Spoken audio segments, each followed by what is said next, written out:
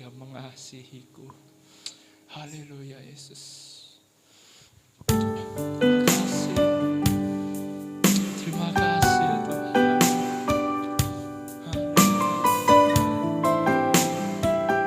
Haleluya Yesus. Terima kasih Tuhan.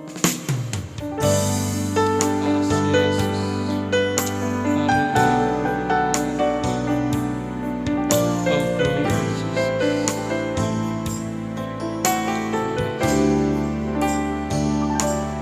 Kau Bapa yang mengasihiku,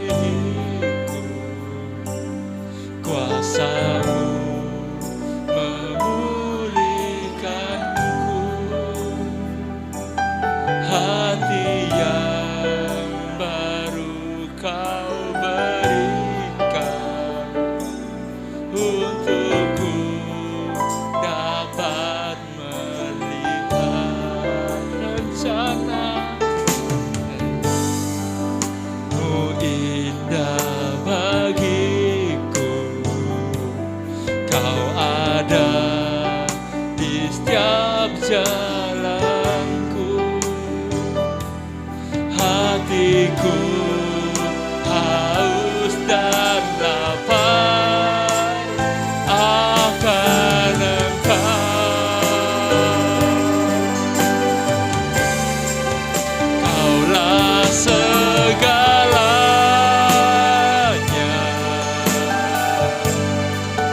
di dalam hidupku. Amin. Kerajaan-Mu, kebenaran-Mu, itu bagianku.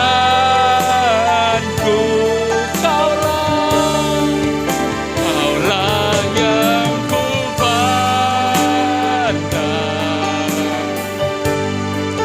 selama hidupku.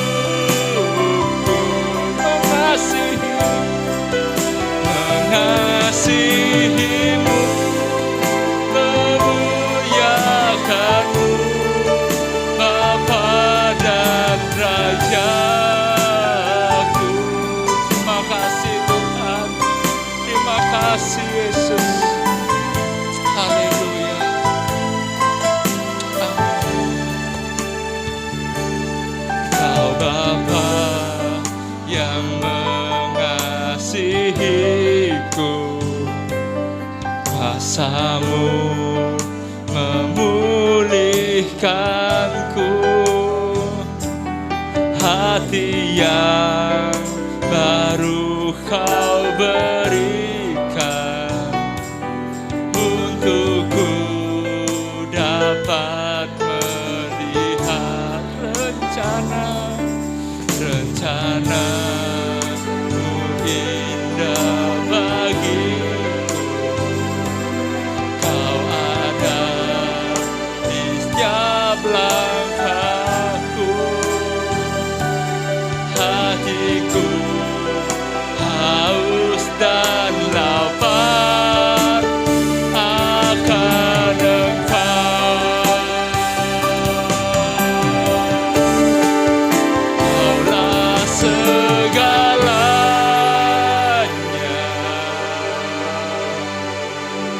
di dalam hidupku.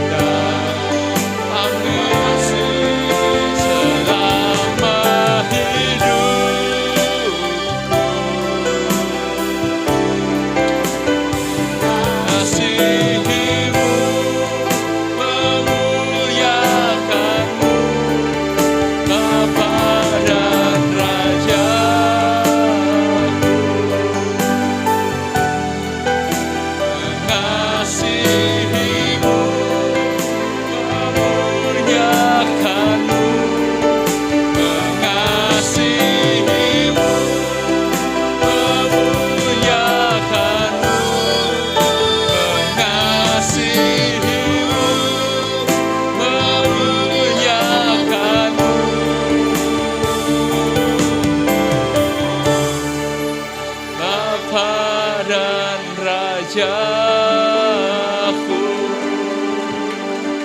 Terima kasih Tuhan. Sebentar kami akan mendengarkan kebenaran firman-Mu. Biarlah kebenaran firman-Mu Tuhan, kami boleh semakin hari semakin belajar Tuhan Yesus untuk mengasihi-Mu dan memuliakan-Mu Tuhan Yesus. Karena Engkau adalah Bapa dan Raja di dalam kehidupan kami. Terima kasih Tuhan Yesus yang siap mendengarkan firman Tuhan. Mari bersama-sama kita katakan amin. Shalom. Ya, puji Tuhan. Apa kabar? Sehat semua? Saya minta tolong tisu dong Jeff. Di depan sini karena banyak lighting. Jadi lebih panas daripada di belakang ya. Makasih. Kayaknya yang di depan mesti dikasih freezer ini ya. Ya, shalom semua. Semuanya sehat. Puji Tuhan, diberkati Tuhan ya. Sepanjang minggu sudah Tuhan berkati, Tuhan lindungi. Dan tidak banyak orang yang ingat Tuhan dan merasa harus beribadah di hari Minggu. Apalagi saat-saat ini pilihan ibadah itu banyak. Anda bisa pilih mau online apa mau onsite. Bahkan Anda juga bisa pilih mau pendeta yang mana.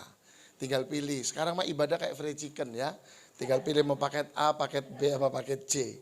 Tetapi biarlah itu tidak mengurangi rasa dan hormat kita kepada Tuhan. Kalau ada waktu memang Anda onsite, ya harus onsite. Karena ini juga akan ditayangkan di YouTube. Jadi saya mau katakan kepada anak-anak Tuhan yang melihat ini secara rekaman bahwa kalau ada waktu untuk beribadah secara onsite, harus onsite. Ya, kecuali mungkin keterbatasan untuk kita datang beribadah di tempat, itu tidak jadi masalah. Silakan Anda ikut ibadah secara online. Tetapi mau online mau onsite, biar firman Tuhan pada saat ini menjadi berkat untuk kehidupan kita ya. Kita semua diberkati oleh Tuhan. Pengkhotbah 1 ayat 12 sampai 18. Pengkhotbah 1 ayat 12 sampai 18.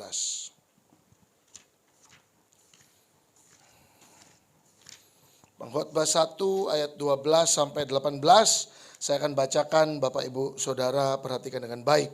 Pengkhotbah 1 ayat 12 sampai 18. Aku pengkhotbah adalah siapa? Raja atas Israel di Yerusalem. Jadi udah jelas ya, yang tulis pengkhotbah ini adalah seorang raja yang ada di Yerusalem. Dikatakan bahwa pengkhotbah ini yang tulis Salomo. Meskipun tidak ada statement yang mengatakan bahwa pengkhotbah ini adalah Salomo yang tulis.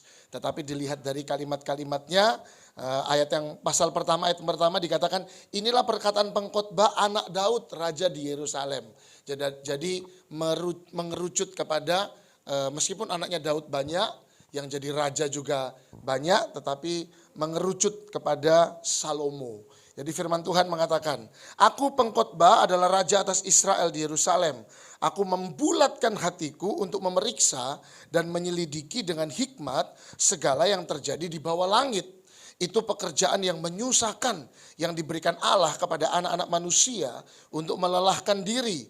Aku telah melihat segala perbuatan yang dilakukan orang di bawah matahari. Tetapi lihatlah, segala sesuatu adalah kesia-siaan dan usaha menjaring angin. Yuk baca sama-sama 15. Yang bongkok tak dapat diluruskan, yang tidak ada tak dapat dihitung. Aku berkata dalam hati, teruskan, lihatlah aku telah memperbesar dan menanam hikmat lebih daripada semua orang yang memerintah atas Yerusalem sebelum aku. Dan hatiku telah memperoleh banyak hikmat dan pengetahuan. Aku telah membulatkan hatiku untuk memahami hikmat dan pengetahuan, kebodohan dan kebebalan. Tetapi aku menyadari bahwa hal ini pun adalah usaha menjaring angin. Ayat 18 yang keras. Karena di dalam banyak hikmat ada banyak susah hati. Dan siapa memperbanyak pengetahuan, memperbanyak kesedihan. Saya tertarik dengan ayat firman Tuhan yang kita baca pada saat ini ayat 12 sampai ayat 18. Perhatikan baik ayat yang ke-14. Aku telah melihat segala perbuatan yang dilakukan orang di bawah matahari. Tetapi lihatlah segala sesuatu adalah kesia-siaan dan usaha menjaring apa? Menjaring angin. Coba ayat yang naik lagi ayat yang ke-13. Aku membulatkan hatiku untuk memeriksa dan menyelidiki dengan hikmat segala yang terjadi di mana?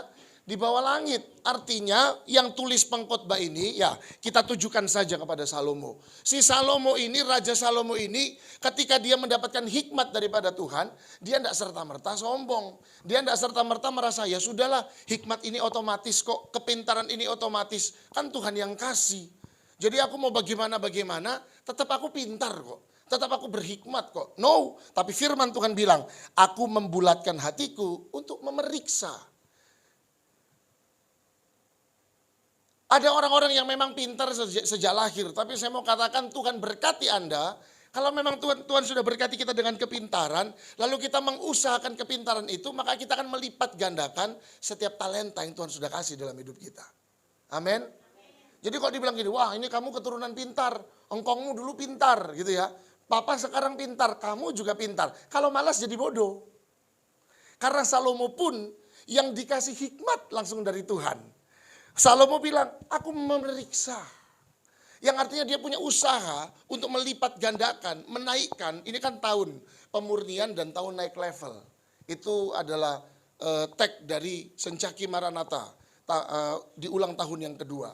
Oleh karena itu kalau Anda mau naik level ya harus mau untuk mengupgrade diri. Kalau Tuhan sudah berjanji untuk memberkati kita, seberapa banyak dari kita di tempat ini yang dijanjikan Tuhan untuk diberkati? Saya yakin semua dijanjikan Tuhan untuk diberkati. Tapi kalau kita tidak mau bekerja, mana berkatnya mau datang? Kalau kita tidak mau berusaha, mana berkatnya mau datang? Tuhan kasih kita modal, dia tidak pernah kasih kita ikan. Dia kasih kita pancing. Supaya dengan pancing itu kita dapat menghasilkan berbagai macam-macam tangkapan lewat pancing itu. Nah kalau hari ini Tuhan kasih kita kepintaran, Tuhan kasih kita berkat, Tuhan kasih kita modal, ya pakai itu lipat gandakan di tahun naik level ini. Supaya apa? Semua yang ada di tangan Anda itu naik level. Waktu Tuhan datang yang 2 jadi 4, yang 5 jadi 10, yang 3 jadi 6. Bahkan yang 10 jadi 20 dong. Betul? Betul? Bukan tentang berapa banyak yang Anda pegang. Tetapi tentang hati Anda yang mau naikkan itu ke level yang lebih tinggi atau tidak. Tidak penting, bakatmu banyak 3, bakatmu 5, aku cuma 1. Lebih baik 1 tetapi Anda mau naikkan bakat itu, Anda mau naikkan potensi itu, Anda mau naikkan talenta itu, daripada yang dikasih 5 tetapi berleha-leha atas 5-nya. Firman Tuhan bilang kamu pembuat kejahatan. Yesus sendiri yang bilang, ketika tuannya datang, dia tidak kasih reward kepada hambanya. Tetapi yang dikasih hadiah adalah mereka yang melipat gandakan apa yang sudah diberikan kepada tuannya. Hari ini apa yang ada padamu? Tongkat apa yang Tuhan kasih di dalam hidupmu? Musa punya tongkat, itulah yang dipakai untuk memimpin bangsa Israel. Firman Tuhan tidak tulis Musa Tuhan kasih hikmat. Firman Tuhan tidak tulis Musa Tuhan kasih kekayaan. Tetapi firman Tuhan tulis Tuhan bilang kepada Musa, apa yang ada padamu? Musa bilang apa? Tongkat Tuhan.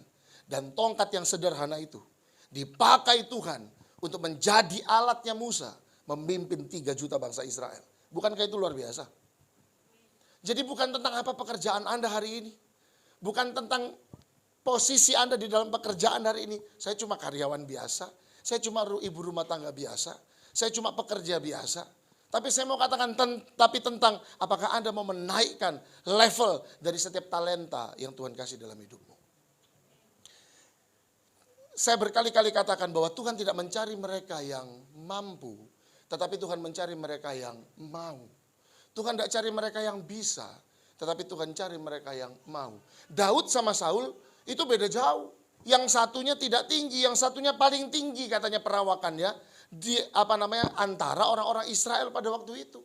Kalau mau ngomong gagah, Daud sama sekali tidak punya perawakan raja. Kalau mau ngomong pintar, Saul jauh lebih pintar daripada Daud. Kalau mau ngomong hebat, Saul jauh lebih berpengalaman daripada Daud. Tetapi lihat, Daud orang yang mau mengupgrade dirinya.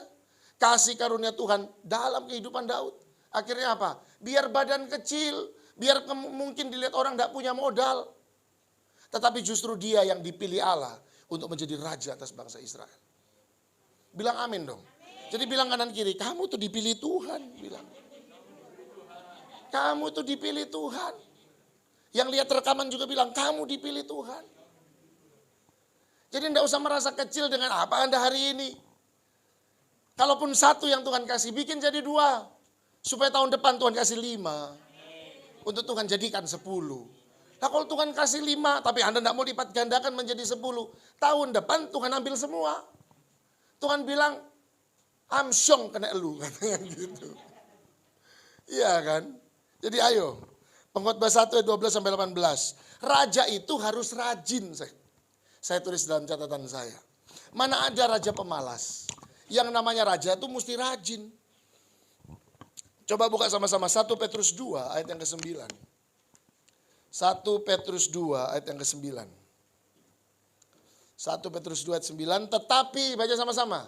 Tetapi kamulah bangsa yang terpilih, imamat yang rajani, bangsa yang kudus, umat kepunyaan Allah sendiri. Supaya kamu memberitakan perbuatan-perbuatan yang apa? Yang biasa, yang kecil, yang besar. Dari Dia yang telah memanggil kamu keluar dari kegelapan kepada terangnya yang ajaib. Firman Tuhan bilang Anda dan saya itu raja, imamat yang rajani, bangsa yang terpilih. Berkat imam, berkat raja itu ada dalam kehidupan kita. Lah, nggak ada raja hidupnya malas. Walaupun dia sudah punya semua, kerjaannya dia harus ada di medan perang. Dia atur strategi perang, walaupun dia punya panglima. Loh Pak, bisa nggak raja di di istana? Bisa, tapi jadinya kayak Daud. Yang firman Tuhan bilang pada waktu yang biasanya raja-raja itu berperang, Daud di atas soto istana. Apa yang terjadi? Ngintip orang mandi.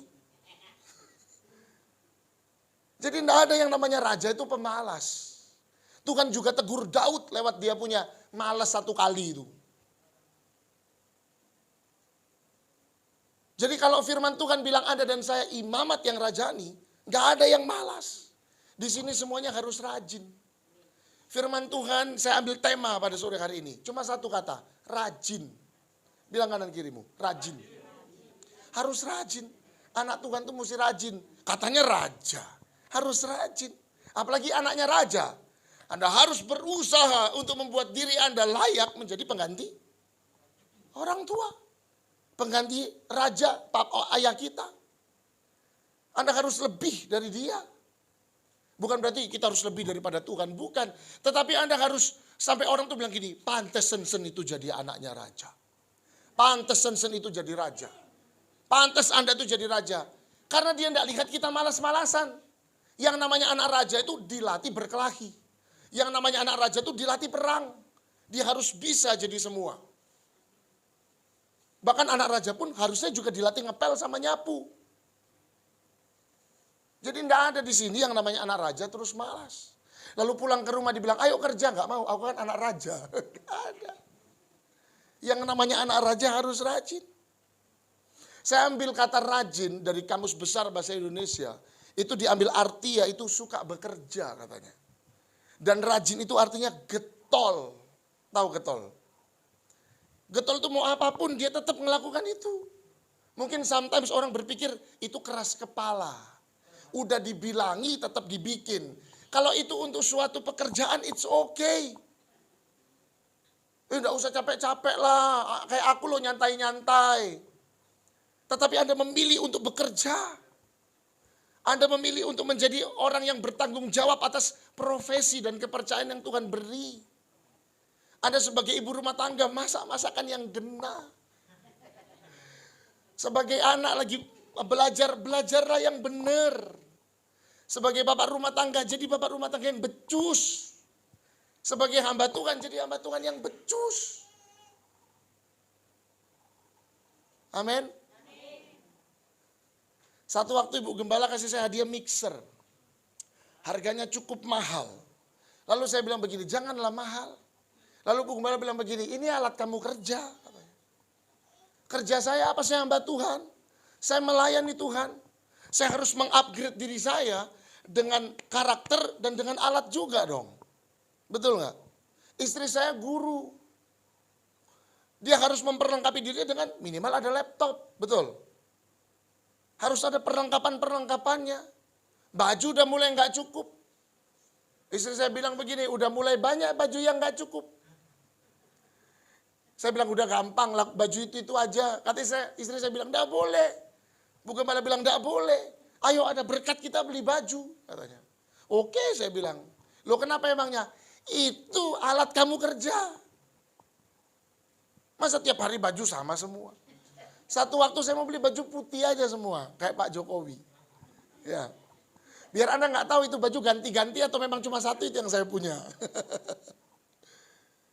Apa yang ada pada kita? Ayo rajin, getol, lakukan. Aku punya goal, tahun ini harus berat badan 75, gitu ya. Iya tiap pagi harus olahraga, rajin, jogging katanya. Tiap pagi harus lari. Memang pertama kali itu waktu kita lari rasanya badannya gatel semua, betul nggak? Kaki gatel, yang di perut ini semuanya gatel. Ya tetapi itu adalah konsekuensi dari kalau kita mau punya badan ideal. Lari setiap pagi, biar udah gatel semua jalan. Saya punya anjing di rumah, waktu dia masih kecil saya suka ajak dia lari.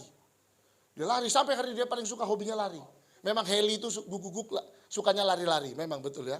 Aku punya anjing kecil itu lagunya, memang betul-betul suka lari-lari. Dia lari-lari satu kali, waktu dia masuk saya lihat rumah saya, kenapa kok darah semua? Loh kok darah semua, di keramik itu kok darah semua? Saya periksa, saya enggak ada darah, semua enggak ada yang berdarah, banyak sekali. Saya lihat anjing saya, kakinya waktu saya buka gini, darah. Karena ternyata dia ngapal, dia lari karena nggak pakai sendal. Nggak ada anjing lari pakai sandal. Ya. Tapi intinya kalau kita mau jadi anak Tuhan, kita harus rajin. Karena nggak ada anak Tuhan malas. Anda nggak hidup dengan doanya orang, saya mau kasih tahu. Anda nggak hidup dengan hanya didoakan sama hamba Tuhan. Tetapi doa itu harus dilengkapi dengan usaha Anda. Kalau Tuhan datang padamu, bilang engkau akan diberkati Tuhan. Bekerjalah yang keras. Karena lewat pekerjaan itu, Tuhan akan tepati janjinya. Tuhan berkati hidupmu. Jangan cuma Anda suka didoakan, Anda dapat suara Tuhan, terus habis itu, nggak apa-apa, kita malas-malasan aja. Atau nanti kita juga, Tuhan juga bilang kita kaya kok. Nggak bisa. Itu nggak akan bekerja dalam hidupmu. Nah makanya banyak anak-anak Tuhan yang bilang begini, pendeta itu bohong. Kemarin doain aku, katanya aku mau kaya, sampai sekarang nggak kaya-kaya. Lihat dulu hidupmu, kerja apa enggak, rajin apa enggak. Jangan salahkan pendeta. Uang tidak akan tiba-tiba jatuh di depan rumahmu. Anda harus bekerja. Harus rajin. Apa hadiah yang diberi Tuhan kepada orang yang rajin? Yang pertama, Lukas 19 ayat yang ke-6. Lukas 19 ayat yang ke-6. Baca sama-sama. 1, 2, 3. Lalu Sakeus segera turun dan menerima Yesus apa? Dengan sukacita. Yang pertama, catat, sukacita. Orang yang rajin itu dikasih hadiah Tuhan sukacita. Pak, nggak penting Pak sukacita. Siapa bilang? Anda tidak akan bisa bekerja dengan baik kalau tidak bersukacita. Betul? Satu hari itu tidak akan menjadi hari yang baik kalau Anda tidak bersukacita. Ada orang yang ketika dia bangun, kepalanya pusing. Sepanjang hari kepalanya pusing terus. Ditanya, kamu kenapa? Puyeng aku katanya. Padahal udah tidurnya 12 jam. Bangun-bangun puyeng aku, ya mungkin karena kelamaan tidurnya. Akhirnya tidak bersukacita. Sepanjang hari itu dia tidak bersukacita. Tapi Sakeus berbeda. Firman Tuhan bilang dia segera turun dan menerima Yesus dengan sukacita. Rajinnya Sakeus di mana Pak? Perhatikan baik. Lukas 19 ayat yang keempat. Firman Tuhan bilang begini. Ingat ya, rajin itu yang pertama artinya suka bekerja, yang kedua artinya getol, gitu ya. Dia punya ketetapan hati. Aku mau kerjakan ini, aku mau sukses dalam pekerjaanku ini. Aku mau masak ini, besok capjai, harus capjai. Jangan ketika masak jadi fuyung hai. Aku harus masak capjai. Jadi capjai gitu ya. Jangan besoknya jadi fuyung hai. Bilang aku mau bikin stik sapi gitu ya. Untuk suami, untuk anak-anakku. Waktu Anda masak, tahu-tahu jadi dadar gitu ya. Enggak, tapi firman Tuhan bilang, maka berlarilah ia mendahului orang banyak. Berlarilah ia mendahului siapa? Orang banyak. Sakeus dia berlari mendahului orang banyak. Lalu memanjat pohon ara untuk melihat Yesus yang akan lewat di situ. Dia mau ketemu Yesus. Tujuannya, goalnya ketemu Yesus. Kalau gitu gimana pun caranya, aku harus ketemu Yesus. Firman Tuhan bilang dia mendahului orang banyak. Orang rajin itu selalu mendahului orang banyak. Dia tidak akan pernah menunggu. Orang yang sukses, dia adalah orang yang tidak pernah menunggu orang lain. Dia terus, kamu malas, aku pergi. Dosen saya dulu, waktu saya mau lulus S1. Dosen saya bilang begini, kalau kamu duduk, saya berdiri katanya. Kalau kamu berdiri, saya berjalan. Kalau kamu berjalan, saya berlari, dia bilang. Yang artinya saya akan lebih semangat dari kamu. Oleh karena itu semangatlah katanya. Hari ini dia lulusan Jerman S3. Ya, karena memang dia orangnya suka mendahului. Bukan berarti nikung ya, beda itu ya, beda. Tetapi maunya berbeda dengan yang lain.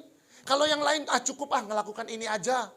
Terima kasih puji Tuhan untuk kota perpuluhannya. Ini bagus banget dari papanya Sensen. Bagus sekali. Loh kalau mau bikin yang biasa-biasa saja bisa. Tapi saya lihat ini, waduh, ini mah bagus, sudah model pabrik punya ini. Itu artinya mau berbeda dengan yang lain. Enggak mau cuma sampai di standar yang ini. Mau melakukan yang lebih. Orang yang sukses adalah orang-orang yang selalu berpikir tidak seperti kebanyakan orang. Kalau orang lain dia melakukan A, Anda mulai berpikir untuk melakukan hal yang lain. Amin. Orang-orang yang mencapai breakthrough, terobosan adalah orang-orang yang tidak berpikir seperti kebanyakan orang. Yang lain mikirnya biasa-biasa. Mereka tidak berani ambil resiko. Tetapi orang yang sukses dia berani ambil resiko. Satu hari ada seseorang ngomong begini kepada orang lain. Kebetulan waktu itu di depannya ada saya. Saya waktu itu masih SMP. Bapak-bapak ini ngomong kepada satu pemuda. Saya masih ingat sampai hari ini. Padahal sudah puluhan tahun yang lalu. Dia bilang gini, kamu katanya gini, lu kapan kawin? Katanya gitu. Lalu yang pemuda bilang gini, nantilah om, saya belum mau nikah lah, saya mau tunggu mapan. Yang orang tua ini bilang gini, emang mapan itu gimana? Katanya gitu. Lalu udah mulai bingung anak mudanya, mapan gimana ya? Punya rumah, punya ini, punya mobil, punya uang banyak. Lalu dia bilang begini, ada orang yang udah punya rumah, punya mobil, punya segala macam, dia bilang masih belum mapan. Karena setiap orang punya standar berbeda-beda. Tapi dia bilang begini, apapun yang ada di depanmu sekarang, yang penting kamu punya kerjaan. Enggak mesti kamu punya rumah, enggak mesti kamu punya mobil dulu. Dia bilang, kalau kamu enggak punya rumah sampai 20 tahun lagi gimana katanya. Enggak kawin-kawin lah. Dia bilang begitu. Saya pikir juga benar, lepaskan kata iman ya dari perbincangan ini. Wah om ini enggak punya iman, loh lepaskan dulu. Yang penting kamu punya kerja dan kamu mau bertanggung jawab sama keluargamu. Bukankah rumah tangga itu ngomong tentang tanggung jawab? Betul enggak? Siapa bilang rumah tangga hanya semata-mata ngomong tentang cinta? Kalau nanti udah menikah makan tuh cinta. Setelah menikah tanggung jawab lah yang tersisa. Betul nggak? Coba setiap hari seorang suami istri bilang gini, Pak kita nggak punya duit mau makan ke pasar. I love you gitu ya. Habis itu nanti siangnya Pak nasinya nggak, berasnya nggak ada. Kita mesti beli. Suaminya bilang I love you gitu. Setiap hari ngomong I love you. Ya itu orang-orang tua suka bilang makan tuh cinta. Karena ketika Anda berkeluarga, semuanya ngomong tentang tanggung jawab. Jadi jangan cuma mikir orang yang penting ganteng. Ganteng-ganteng, bukan enggak punya uang, bukan. Ganteng-ganteng enggak punya tanggung jawab. Enggak punya uang enggak apa-apa. Yang penting jangan sampai enggak punya tanggung jawab. Ya mungkin hari ini dia enggak punya uang, tapi kok dia punya tanggung jawab, besok uangnya banyak. Tuh, saya ngomongin laki kok ini ibu-ibu sudah ngomong. Mau nikah lagi, Bu. Karena keluarga itu ngomongin tentang tanggung jawab. Lihat Sakeus. Dia lari mendahului orang banyak, lalu dia manjat. Dia tidak hanya mendahului tapi dia juga memanjat. Bilang kanan kiri, manjat. Jadi kalau ada yang malas hari ini bilang sama diri sendiri, manjat gitu loh. Manjat. Ayo kalau kita sedang ada di dalam tong kemalasan, manjat. Supaya kita seperti Sakeus dapat sukacita. Lewat sukacita yang Tuhan beri kepada Sakeus, dia bisa bilang, tak kembalikan semuanya yang aku pernah lakukan. Saya mau tanya, miskinkah Sakeus ketika dia mengembalikan semua yang sudah dia rebut? Miskinkah dia ketika dia kembalikan 4 kali lipat? Alkitab tidak pernah tulis dia miskin. Dan saya terlalu yakin Sakeus akan semakin bertambah kaya. Karena dia rajin. Keluar dari tong. Manjat. Harus jadi orang yang rajin. Supaya joy from the heaven itu datang dalam hidup Anda. Sukacita, cukup sukacita mampu mengupgrade dirimu. Serius. Ada orang itu tambah ganteng cuma karena dia senyum. Gitu. Ada orang tambah cantik cuma karena dia senyum. Ya, Padahal jauh mungkin dari cantik. Tetapi cuma karena dia suka senyum. Orang cantik kalah sama dia. Iya. Amin. Yang belum nikah semua di sini sama nih. Suka senyum. Supaya dapatnya orang yang terbaik. Ya. Jadi kayak Sakeus. Haleluya. Puji Tuhan ya. Yang kedua. Cepat aja. Saya ingat ini sesi 1. Apa hadiah yang Tuhan berikan untuk orang yang rajin, untuk orang yang getol? Yang pertama apa tadi? Sukacita, lihat Sakeus. Yang kedua, buka sama-sama Kejadian 7 ayat yang pertama. Kejadian 7 ayat yang pertama. Lalu berfirmanlah Tuhan kepada siapa? Nuh, masuklah ke dalam bahtera itu, engkau dan seisi rumahmu, sebab engkaulah yang kulihat benar apa? Di hadapan ku di antara orang zaman ini. Tuhan tidak mungkin kasih tugas kepada Nuh untuk buat bahtera kalau Tuhan tidak lihat dia orang yang rajin. Anda kira bikin bahtera gampang? Bahtera ini bukan sekoci. Bahtera besar. Dia harus tampung semua jenis binatang. Jangan lihat sapinya. Jangan lihat sapi, jangan lihat kambingnya. Jangan lihat kerbau, lihat hamster. Kecil, dia harus siapkan tempat. Supaya yang kecil ini tidak nyelinap. Lalu akhirnya mati dan punah. Kalau hari ini Anda punya hamster di rumah. Yang lucunya minta ampun itu. Ya kan? Itu semua karena Nuh. Dia punya kerajinan. Menyiapkan segala sesuatunya. Oleh karena itu firman Tuhan bilang. Masuklah ke dalam bahtera itu. Engkau dan seisi rumahmu. Sebab engkaulah yang kulihat benar. Di hadapan orang apa? Sejaman ini. Mereka yang rajin dipelihara Tuhan. Nuh tidak akan dipilih untuk melakukan mega proyeknya Allah. Kalau Allah tidak melihat dia adalah sosok yang rajin. Amin. Gak cuma karena dia orang baik. Orang baik udah pasti rajin soalnya. Amin. Kalau dia gak rajin, jangan bilang dia orang baik. Karena tidak ada orang yang tidak rajin adalah orang baik. Bahtera tidak akan ada kalau tidak ada kerajinan. Yang artinya kalau tadi pertama hadiah Tuhan untuk orang yang rajin adalah sukacita, yang kedua adalah pemeliharaan. Dipelihara. Dipelihara. Kehidupan Nuh, 3 orang anaknya, 3 orang mantunya dan istrinya dipelihara Tuhan. Bahtera itu ngomong tentang perlindungan. You yang bikin tapi saya yang berkati. Siapa yang bikin bahtera? Manusia apa Allah? Manusia. Nuh yang bikin. Artinya janji Tuhan boleh untuk hidupmu. Tetapi untuk bergerak di dalam berkat itu Anda harus bekerja dan berusaha. Saya berdoa Tuhan kasih saya mobil. Kami berusaha, kami bekerja. Tuhan berkati kami dengan mobil. Saya bilang sama Tuhan, kami tumpangi mobil yang Tuhan kasih. Dalam nama Tuhan Yesus mobil ini membawa banyak berkat dan membuat kami menjadi berkat buat banyak orang. Sampai hari ini dengan mobil itu kami diantar ke tempat-tempat kami melayani Tuhan. Kalau Tuhan janji untuk memberkatimu, jadilah orang yang rajin. Supaya berkat Tuhan itu datang atas kerajinan Anda. Lihat Nuh, dipelihara Tuhan. Dia dipelihara luar biasa. Banyak orang bisa beli anjing, tetapi tidak banyak orang bisa memelihara anjing. Banyak orang bisa beli hamster, tapi tidak banyak orang bisa pelihara hamster. Bedanya apa Pak? Kalau cuma beli gampang, beli aja. Sampai di rumah gak usah dikasih makan. Mati dia besok. Betul gak? Tapi kalau dipelihara, hari ini dibeli. Sampai sekian lama dia akan tetap hidup. Bahkan semakin gemuk. Saya punya hamster di rumah. Dari 2. Kemarin jadi sempat menjadi 18. Tapi karena mungkin hamsternya tukang bertengkar. Tukang tonjok-tonjokan. Tidak perlu di Holy Wing dia. Tonjok-tonjokan. Mati. Ya sekarang tidak tahu ada berapa. Mungkin ada 8 kalau saya tidak salah. Tapi lahir terus. Yang artinya saya tidak hanya membeli. Tetapi lewat saya pelihara hamster itu. Saya kasih dia makan. Saya kasih dia minum. Walaupun mungkin Hans yang kasih dia makan minum. Kan saya yang beliin. Gitu ya. Kan saya yang beli ya. Saya yang beli. Saya yang beli makanannya. Saya yang beli minumannya. Gitu. Bahkan saya beli susu buat dia. Buat hamster ada susunya. Kalau Anda jadi orang yang rajin. Tuhan pelihara. Enggak hanya airmu diberikan Tuhan, bahkan susu pun diberikan untuk hidupmu. Susu itu kan ngomong tentang tambahan. Anak kecil aja bayi yang butuh susu, orang besar minum Milo. Tetapi kan banyak dari kita yang suka Milo, yang suka susu. Iklan terus dari tadi ya, masuk YouTube ini ya.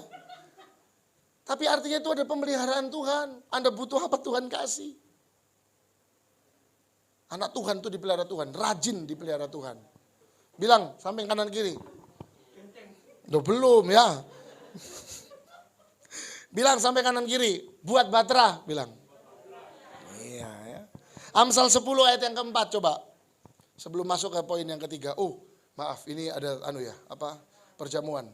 Oke, masuk poin yang ketiga, 10 ayat 4. Tangan yang lamban membuat miskin. Lanjutkan yang keras. Tetapi tangan orang rajin, menjadikan kaya. Kalau lamban, klemak-klemek, ya nggak ada yang kita bikin. Tetapi kalau kita rajin itu akan membuat kita kaya. Yang ketiga, dan saya tutup. Reward yang pertama, hadiah untuk orang yang rajin, diberi Tuhan sukacita. Yang kedua, dipelihara Tuhan. Yang ketiga, Kejadian 39 ayat yang kedua. Kejadian 39 ayat yang kedua. Baca sama-sama, 1, 2, dan 3. Tetapi Tuhan menyertai Yusuf sehingga ia menjadi seorang yang selalu berhasil dalam pekerjaannya. Maka tinggallah ia di rumah tuannya, orang Mesir itu. Tetapi Tuhan menyertai Yusuf sehingga ia menjadi seorang yang selalu berhasil dalam pekerjaan. Lupa, ternyata yang membuat kita berhasil itu adalah penyertaan Tuhan ya. Jangan dulu bilang seperti itu. Saya catat begini, Yusuf jadi pembantu di rumah Potifar. Ia dikasihi manusia bukan karena disertai Tuhan loh. Perhatikan baik. Yusuf dikasihi manusia bukan karena disertai Tuhan. Tapi dia dikasihi manusia karena dia adalah orang yang memiliki karakter yang baik. Dia adalah orang yang rajin. Makanya Potifar kasih kuasa atas rumahnya. Potifar bukan orang yang kenal Tuhan, Bapak Ibu. Dia berikan tanggung jawab itu berdasarkan orang ini bisa dipercaya apa enggak. Ketika dia lihat Yusuf rajin, jam 4 sudah bangun. Dia langsung sapu pel, dia langsung bersihkan semua. Bahkan yang menjadi tanggung jawab orang lain dia yang bikin. Potifar bilang, wah mantap nih rumahku kalau dikasih ke Yusuf. Lalu akhirnya diberilah tanggung jawab kepada Yusuf atas seluruh rumahnya. Dan ketika Tuhan juga lihat karakternya baik, maka penyertaan Tuhan ditambahkan dalam hidupnya. Dan dia diberkati oleh Tuhan. Sehingga semua yang dikerjakan dibuat berhasil. Tapi bagaimana Anda mau berhasil kalau nggak ada yang Anda mau kerjakan? Bagaimana Yusuf mau berhasil kalau tidak ada yang Yusuf kerjakan? Bukankah harus ada yang dikerjakan dulu baru dibuat berhasil? Betul enggak? Jadi ketika firman Tuhan bilang Tuhan menyertai Yusuf sehingga ia menjadi seorang yang selalu berhasil dalam pekerjaannya. Artinya setiap hari Yusuf bekerja. Dia rajin bekerja. Yang Yusuf tahu yang penting aku mau lakukan yang terbaik. Dan penyertaan Tuhan membuat semuanya menjadi berhasil. Apa yang ketiga? Saya mau tutup ini. Ini ayatnya nih. Coba Kejadian 45. Coba Kejadian 45. Ayat 4 sampai 8. Kejadian 45. Ayat 4 sampai 8. Luar biasa. 45 ayat 4. Dapat ya? Oke, lalu kata Yusuf kepada saudara-saudaranya itu, marilah dekat-dekat.